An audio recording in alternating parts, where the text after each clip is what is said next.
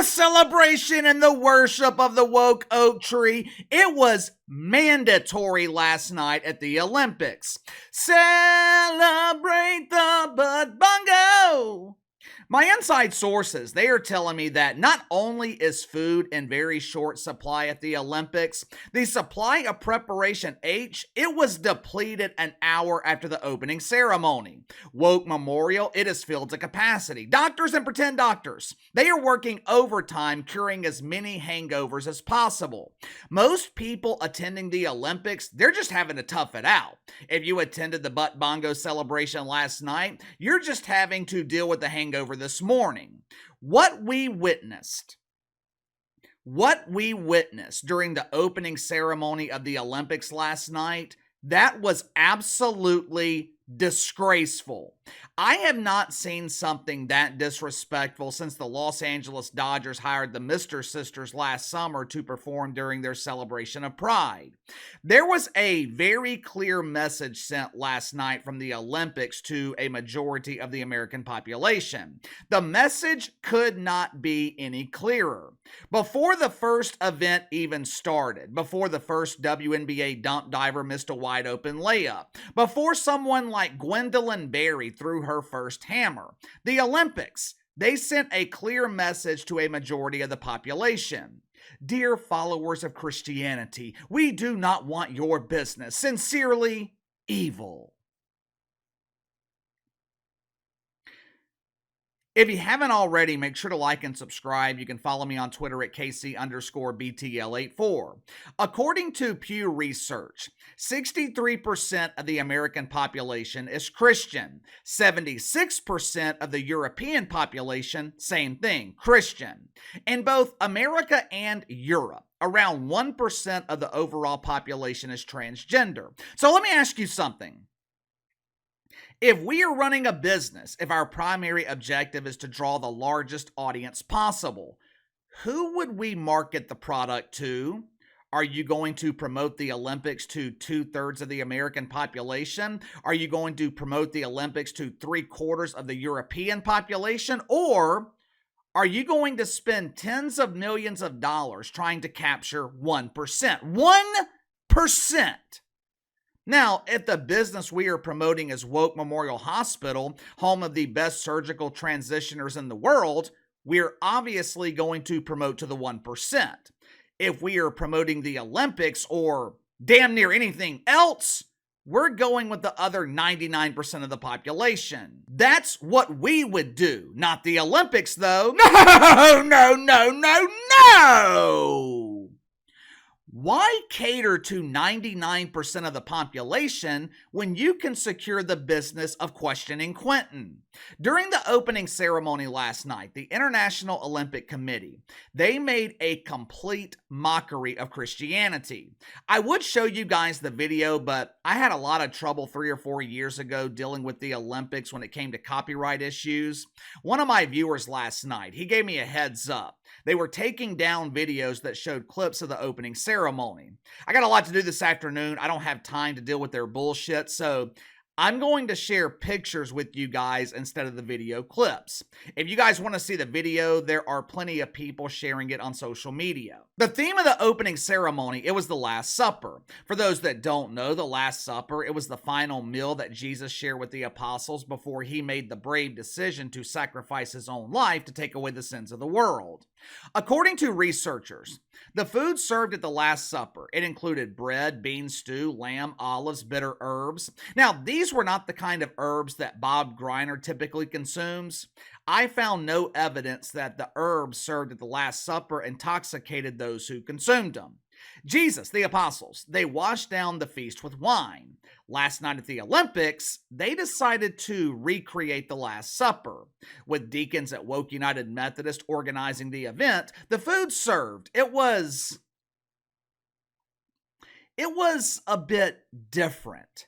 Instead of bean stew, they feasted on brie stew, which was prepared by future WNBA Hall of Dumper Breanna Stewart. Instead of lamb, they enjoyed the grilled wiener. The olives, they were replaced with Don's lemons, with the wine being replaced by Don's special lemonade. But it wasn't just the food that was different. The people attending the Last Supper, they were anything but biblical in their representation. Check it out for yourself.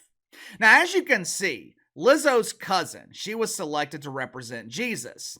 Now, I'm sure you're noticing the absence of food on the table. I don't think I need to explain why.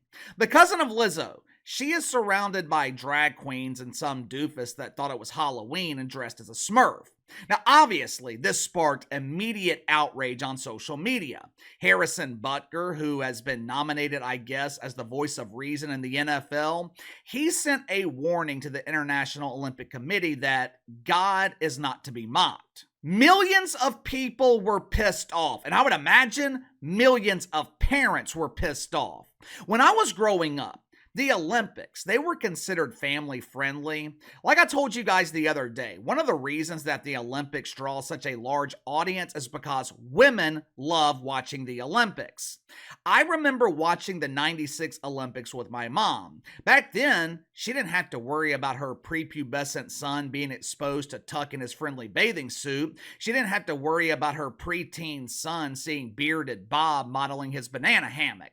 The only thing parents had to worry about back then was washing the socks after their teenaged boys saw Dominique Moceanu in her tights. That was 28 years ago. Now, I know 28 years seems like a long time, but it feels like yesterday. Look at how far society has fallen in 28 years. If this were 1996, the FCC, they would have rated the Olympics TVMA.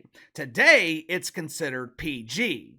We advise parental guidance while watching the Olympics. We think it's important that parents explain to their children why Bob is wearing a bikini, why Britney is applying just for men, and why the cousin of Lizzo is emulating Jesus.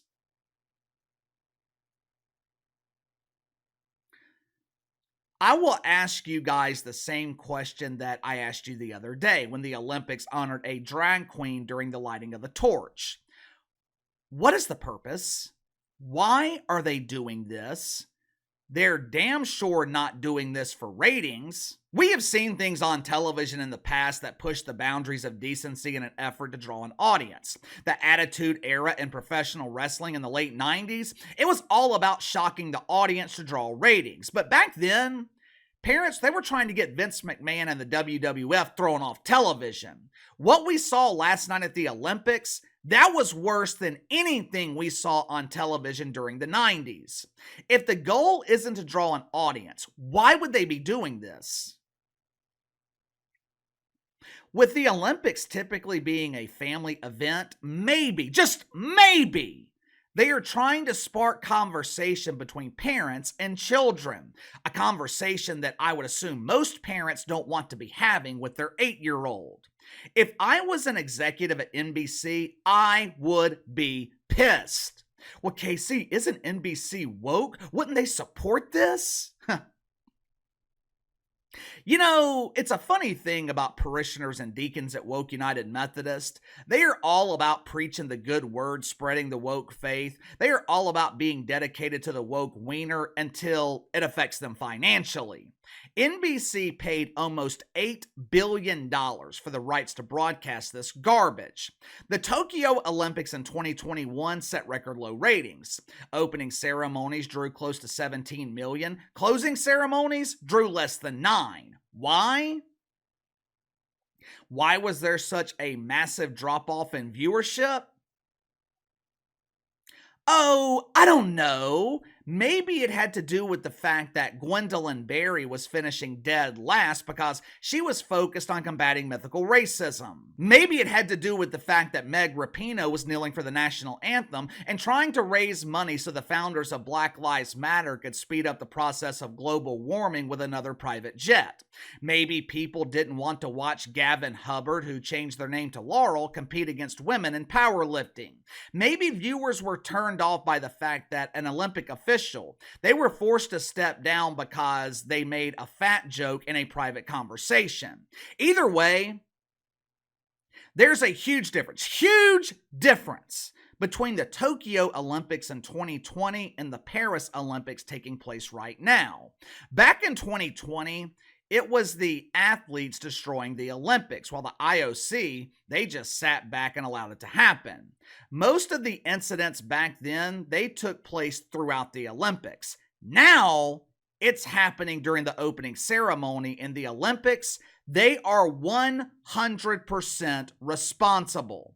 I guarantee you, millions of people turned the Olympics off last night and they will never be coming back, which could be a huge problem for NBC.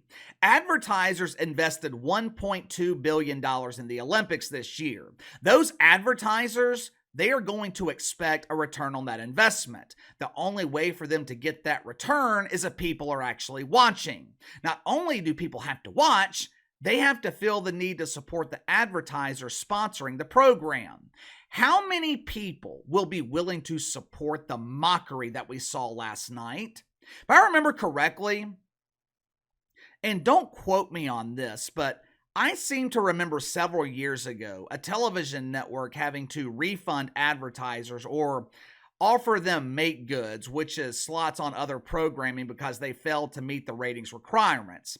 Maybe it was ABC during the 2020 NBA Finals, or it might have been NBC with the Olympics in 2021 and the abysmal ratings that they drew. Either way, NBC might be in deep shit. The opening ceremony, the very first thing people saw with the 2024 Olympics, it was a complete mockery of a faith that is followed by a majority of the population. I would not be surprised if the Olympics averaged less than 10 million viewers, which could also mean NBC, they are liable to advertisers for hundreds of millions of dollars. Give me your thoughts on this. 2024 Olympics, they open with a mockery of the Christian faith. What did you think about it? Could this put NBC in a bad spot? Now, I'm no expert when it comes to advertising and television, but I would imagine NBC had to guarantee a certain number of viewers when selling all these ads. I know that's how it works for me when selling ads on my channel. Could the Olympics put NBC in a situation where they have to either refund hundreds of millions of dollars or issue make goods to advertisers by giving them free time on other programming? Let me know. Sound off in the comments below. Like, subscribe, share the video. Appreciate your support. Best way to contact me is by email at btlkc84@gmail.com, and I'll see you guys tomorrow.